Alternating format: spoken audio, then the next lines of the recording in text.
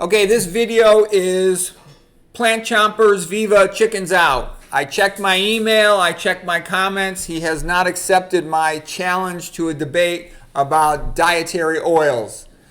And there were some other comments in the last video about my challenge to a debate. One of the viewers said, "Oh, look at this guy with an eye infection from eating a suboptimal diet." My eye infection is not from eating a suboptimal diet. My eye infection happened when I was doing procedures as a resident on call with gloves. I got glove powder in my eye. It has nothing to do with diet, okay? And you know what I said to that person? I said, in my comment I wrote, "Tomorrow I shall be sober, and you will still be a high-fat phony troll." So, you know, of course, that's the Winston Churchill to Dame Astor quote. Anyways, so Plant Chompers also, I'm going to show you some slides. Plant Chompers said something to me. Viva Longevity said something to me that I think is a little bit amusing. He said to me, "Oh, we've got the studies now that we can do these big epidemiology studies, these big shot researchers like Walter Willett over at Harvard, like Gary Fraser with the Seventh-day Adventist, and we can now show with large data sets the truth about how wonderful these oils and nuts are." And here's my answer to that. Oh, BS. There is no such thing as a population in nature that gets the majority of its calories from oils or gets the majority of its calories from nuts and seeds. This is all modern BS. Dr. McDougall said the Seventh-day Adventist studies were corrupted by funding from the nut industry, paying them to say nuts are better than they really are. That's what Dr. McDougall said. It's in one of his videos. You can watch it for yourself. I can tell you, Jeff Nelson has also done a lot of research on the corruption in research about people promoting olive oil, promoting nuts, and other oils. So let me show you another thing here too. Okay, here's a slide from Dr. McDougall lecture. Dr. McDougall points out that all large healthy populations, there are no exceptions, every single one of them ate a low-fat plant-based diet. McDougall researched all around the world. In Asia, you know, they're eating tons of rice for over 10,000 years.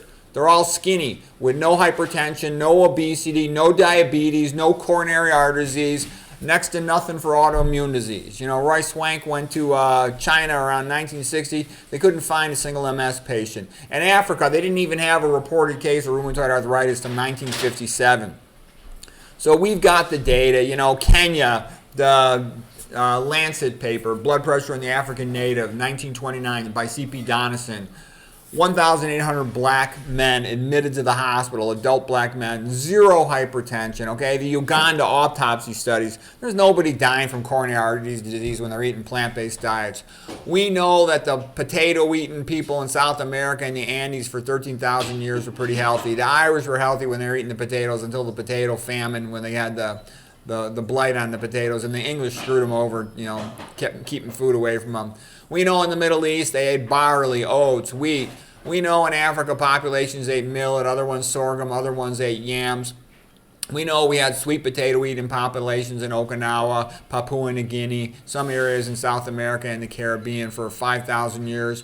We know a lot of populations in Asia and Europe also survived eating a large percentage of the calories from legumes. Some areas in Asia ate rye. What I'm trying to say is we know giant populations. So what I was trying to say is Viva in one of his comments is telling me, oh, they now got bigger sample sets because they've got the professional researchers like Willett and this other guy, who's the other guy, Fraser. And I'm saying, don't make me laugh. We in Asia, we got 1 billion out of 1 billion rice eaters. They're freaking skinny because you only got 1% of calories from fat and white rice, 1% of calories in fat from sweet potatoes, 1% of calories in fat from regular potatoes. You only got 3% of calories from fat from legumes because it's a smaller bean. When you get a big bean like garbanzos, there's less surface area fiber relative to the central contents. Garbanzo beans got about 13% of calories from fat. But you still, if you have a population that exercises a lot, they can eat, you know, up to 15% of calories from fat and still be reasonably okay. I like to get it lower. Tarahumara, you know, they're eating a plant-based diet, and they eat a little bit of chia seeds, but they are, you know, those guys will run many, many miles. They don't even have cars, okay? What I'm trying to say is the average Westerner gets about 5,000 steps per day. That's nothing compared to people like the Tarahumara and a lot of these other populations. So what I'm basically saying is I'm disagreeing with Plant Chompers Viva Longevity, because I don't think they're comparable. You know, you can talk about the Harvard Women's Nurses Health Study. You know, again, the big push in the sort of the high-fat, moderate-fat diet, plant-based version of the Mediterranean diet is all this fat. Nuts, seeds, olive oil, canola oil, other oils, soy, flax. You go down that path, I calculated it, you're going to end up probably with about 40% of your calories from fat. That is a high-fat diet. I would never, ever recommend that to a patient, ever.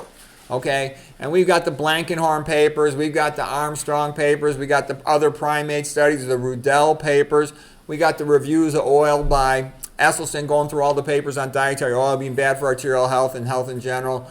We got the papers, Nathan Pritikin doing, extensive review of all the literature on dietary lipids. McDougall reviewing the literature on lipids. Okay, McDougall also said potatoes were the best food. So now you got somebody, this Willett guy, saying potatoes aren't a good food. You got McDougall, the best doctor who ever lived, saying potatoes are the best food. I think my money's on McDougall, okay? We're made to eat these plants, these things that grow out of the ground. There is no such thing as a population that's existed on oil. Okay, that's this modern industrial product that's 100% fat, lacks other nutrients, is highly prone to lipid peroxidation. The PUFAs, the more double bonds you have, the more you undergo lipid peroxidation because you get that methylene bridge carbon in between the two double bonds on the skip carbon. So what I'm trying to say is, I want this debate because I know it'll be easy to win.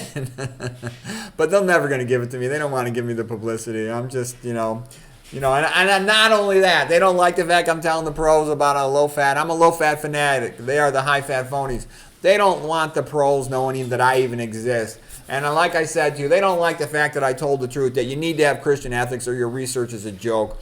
So many of these guys, and I don't care what university they're from, they get industry funding that pressures them to promote things, okay? It's not a coincidence that some guys get over $1 million a year to promote olive oil. It's not a coincidence that very famous nutrition influencers all of a sudden start saying olive oil is wonderful, nuts and seeds are wonderful, and then they start promoting chocolate, pretending chocolate is some type of health food. That's all BS, okay? This is reality. Poor, broke-ass people eating starches, okay? That's reality. All this modern fluff, oh, I need some coffee, I need my special herbal tea, this is all BS. Anyways, I thought you might find that interesting.